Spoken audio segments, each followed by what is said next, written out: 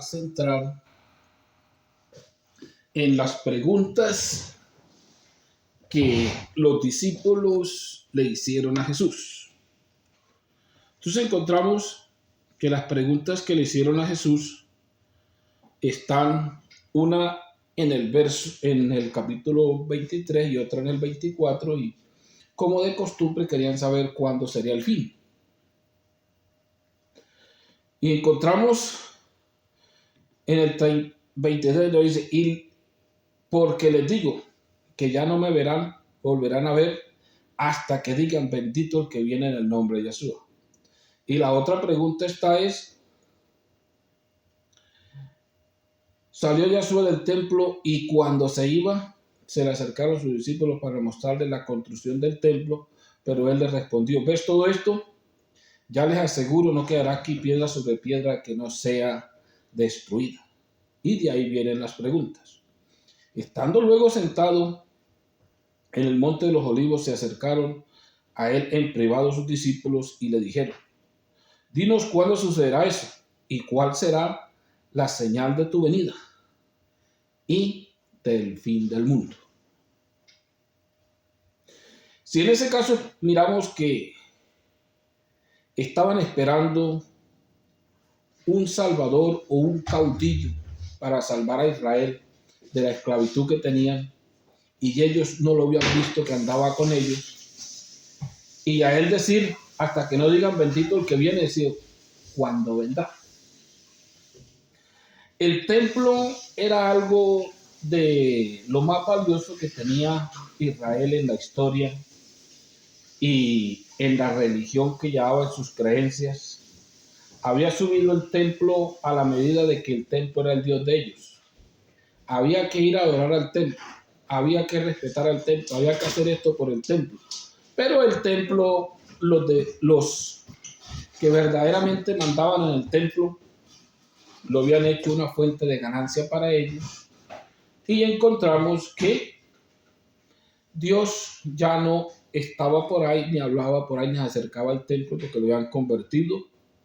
En las escrituras dice que una cueva de ladrones, pues si como yo lo quiera llamar la gente, puede ser un salón cultural, donde era la cultura de la gente que iba a celebrar sus fiestas.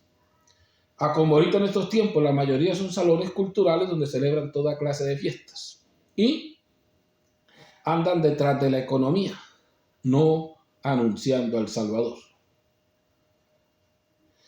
Y esas preguntas se las hicieron, entonces por esa sencilla razón es que Jesús les responde una por una. Hay muchos que predican que no nos coja la huida en invierno o el día de reposo, porque han días, y si miramos, él está explicando primeramente la destrucción del templo. Cuando vean que Jerusalén está rodeada de ejércitos, se acerca su destrucción. Si no corran, no hagan esto, no hagan lo otro, porque no hay escapatoria. Y si los días no se acortaran, pues nadie se salvaría. Y si usted mira la historia, duró más de un año sitiada la ciudad. O sea que donde demore más sitiada, todos se mueren de hambre, ninguno puede sobrevivir. Aunque en ese tiempo encontramos que Dios estaba enojado con Israel, habían escogidos todavía dentro de esa ciudad, habían escogido de Dios o hombres y mujeres que adoraban a Dios, que obedecían a Dios, pero ahí se cumplen las escrituras donde dice pagarán justos por pecadores. A veces pensamos, Dios no hace nada malo porque hay muchos justos, pero hay veces que pagan los justos por pecadores. Hay muchas destrucciones donde se destruyeron justos y hay otras donde sacaron a los justos, pero de esas encontramos una sola, y es cuando Abraham intercede por su sobrino Lot. En el diluvio se fueron justos por pecadores y en muchas otras destrucciones. Entonces encontramos que es importante nosotros mirar que aunque el templo fue destruido, encontramos que también hubieron justos que entraron ahí, porque hasta ahí estaba hasta el profeta Jeremías y muchos de los profetas de Dios. Es importante nosotros tener en cuenta de que ese suceso sucedió en los tiempos de que Pablo estaba predicando y los apóstoles estaban predicando, y miramos que fue un suceso o un acontecimiento grande para el pueblo de Israel. La destrucción del templo, cuántos nos mataron, cómo acabaron con todo. Y me llama la atención que Pablo no dijo nada sobre eso, ni predicó sobre eso, ni nada de eso. Solamente no se encuentra en los escritos de Pablo que diga: y están destruyendo el templo, hermanos, vamos a orar por los que el templo, hermanos, los hermanos que están en guerra.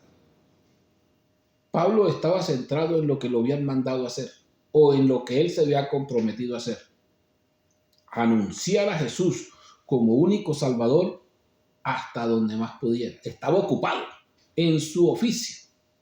Pero si miramos hoy en día, la mayoría de los predicadores predican fiestas, guerras, movimientos, predican de todo, menos a Jesús. O sea que no son llamados a anunciar a nuestro Salvador, o no están anunciando salvación, o no están buscando a la gente que se salve, sino que estén reunidas, que aprendan, que se congreguen, que tengan una cultura, que se acostumbren a algo, pero el propósito de la salvación lo están dejando a un lado.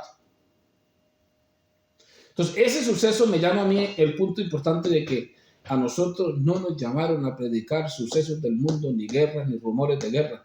Nos llamaron a anunciar a Jesús como único Salvador y a que el ser humano se reconcilie con Dios y pueda ser salvo. Ese es nuestro trabajo. Y debemos de estar tan ocupados que no nos queda tiempo para darle pompa al mundo, para hablar del mundo, para hablar de guerras, para hablar de cosas. No nos quedaría tiempo. Pero como no estamos ocupados en el oficio que nos colocaron, pues la mayoría anda detrás de las guerras. Y todas las guerras las meten a la Biblia. Me acuerdo una vez que sucedió lo que sucedió en las Torres Gemelas de Estados Unidos. Eso está escrito en la Biblia. Y me llegó un hermano, pero es que usted no predica, todos los predicadores están predicando eso. Dijo: a mí no me mandaron a eso. Pero eso está escrito en la Biblia. Y digo: ¿a dónde? Muéstremelo.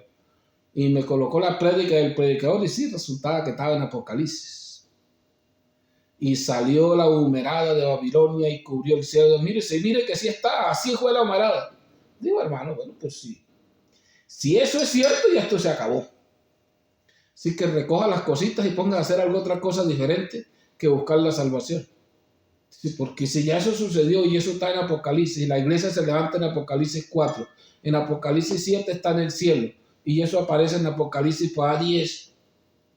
O sea que ya perdimos el tiempo, ya la iglesia se fue y todo se acabó para que usted me diga que sucedió eso. Dice: ponga las cosas en su lugar y deje de escuchar tonterías. Pero es que él lo predica con todo. Miren cómo llora y grita. Dijo: la gente grita y llora para meter mentiras. La verdad se dice sencilla. Créala quien la cree, el que no la quiera creer, que no la crea. Pero la verdad no necesita gritos, ni llantos, ni cosas, ni mímica para decírsela a la gente.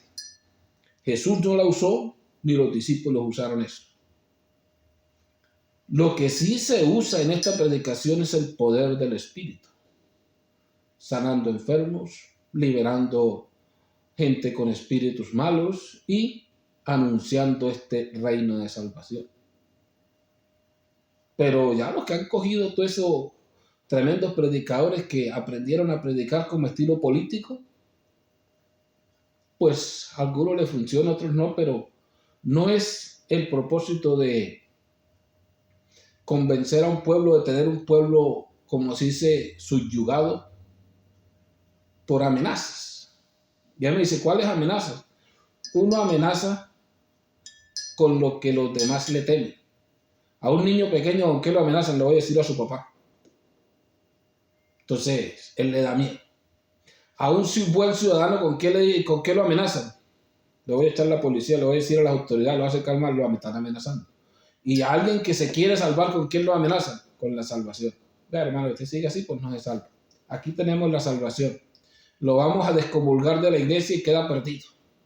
Se salió del cuerpo de Cristo, le dicen algunos. Puro catolicismo cerrado. Pero, como estamos convencidos con eso nos amenaza. Y ese es el punto de hoy en día, que la gente anda amenazando con lo que tememos. Tememos ir a condenación y tememos que Dios nos castigue. Bendito sea su nombre glorioso. Entonces miramos que vino la destrucción del templo y encontró a los discípulos ocupados. Pasó la destrucción del templo, no hubo problema, pero Pablo sí predicó las señales del fin y todo lo que está escrito sobre engañadores que vendrán, espíritus engañadores o hombres que se dejan influenciar por espíritus engañadores y que toman en poco la verdad y se van a las fábulas, o dejan la verdad y se colocan a predicarse de sí mismos, o sea, amadores de sí mismos. Eso sí lo anunció Pablo. Anunció las señales que vendrán en el fin y anunció el fin. Anunció el levantamiento del pueblo de Dios, no anunció la destrucción de Israel. Ni tampoco se encuentra que está haciendo tanta énfasis en la segunda venida de Jesús. Porque los israelitas no entendieron que Él estaba con ellos, y cuando Él dijo hasta que vean, dijo va a venir el libertador, y estaba con ellos. Entonces les dijo todo lo que iba a suceder y cuándo era que Él iba a volver a salvar al pueblo de Israel. Esos son tiempos de dolor, de tristeza y de arduo trabajo, porque en esos tiempos ya los seres humanos tratarán de subyugar no una nación, sino subyugar al mundo entero, y el que se oponga, pues se levantan todas las naciones contra una sola, subyugarlo, a hacer lo que ellos quieran, a cambiar las leyes de Dios y a colocarse en ellos como Dios en todas partes.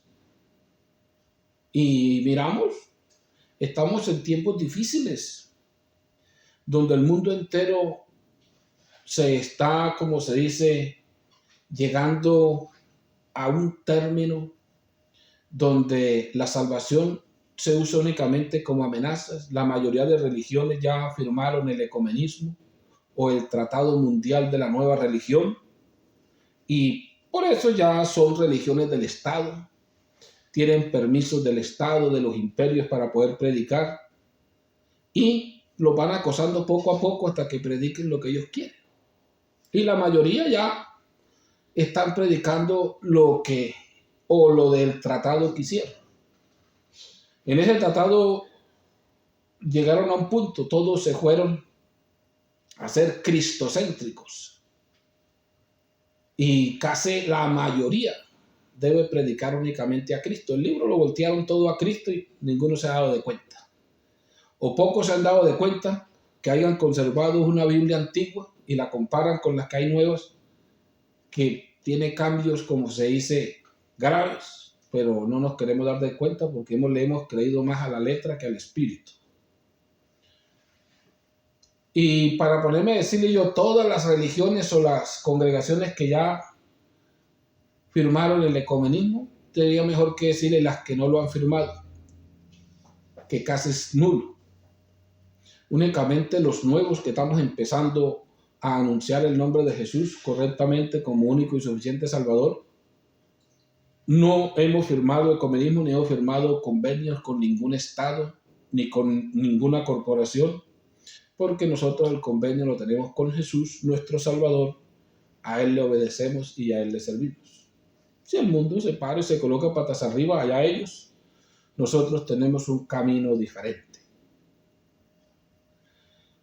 Así que yo les digo a los que estamos en este propósito, no se enreden en los negocios del mundo, de la vida, para dejar de anunciar a aquel que los llamó por soldados. Si en el mundo hay guerras, es necesario que las hagan, no se preocupen, nosotros debemos de cumplir nuestro oficio. Y si piensa que es que le sobra tiempo, mire a ver quién le falta en la cuadra donde está, alguno que le falta para darle a conocer a Jesús. Porque a Jesús se da a conocer con hechos y con poder del Espíritu Santo, para que el mundo se convenza que sí está con nosotros. Aunque en estos tiempos lo que lo veo difícil anunciar a Jesús es con un pueblo que ya está arraigado, acostumbrado, nació en una costumbre, en una religión, y lo es una cultura para él. Es difícil que salgan de allí. Ahí sí toca decir lo mismo que le dijo Dios por medio de Isaías. Es más fácil que el leopardo deje sus manchas y el etíope cambie de color que ellos dejen su religión que tienen. Pero seguimos adelante. Creemos en un Dios que hace milagros y que si lo hizo con nosotros, demostrarnos la verdad, lo puede hacer con ellos también. Bendito el nombre glorioso de Jesús. Entonces miramos los puntos importantes que estamos viendo hoy es ¿dónde salieron las preguntas? Jesús responde las preguntas y miramos que mucha de lo que él respondió ya está cumplido y otro falta por cumplirse. Mateo 24 es historia y profecía para el futuro. La primera pregunta empieza cuando él quiere cuidar de Jerusalén como la gallina cuida de sus pollitos y no quisieron, pero le dice que les tocará esperar hasta que venga su libertador. Y encontramos que es una pregunta buena que le hacen ellos, ¿cuándo será eso? Y lo otro, que ellos tenían la imagen del templo como algo glorioso y cuando él les dice que va a ser destruido, pues le creyeron y dijeron, cuéntanos cuándo sucederá estas cosas y cuándo será el tiempo de tu venida y el tiempo del fin. Y ahí es donde encuentra usted la explicación, cuándo van a destruir el templo, cómo es que va a ser la venida, pero antes de él venir encontramos que muchos engañadores saldrán diciendo que son ellos los que enviados de Dios a salvar al mundo, usurparán el nombre de Dios y engañarán. Digo, si le es posible a los escogidos también, o sea que es demasiado el que va a ir engañado. Y ya para la venida a salvar a Israel, sabemos que ya eso viene el tiempo de dolores, de tristeza y que falta tiempo.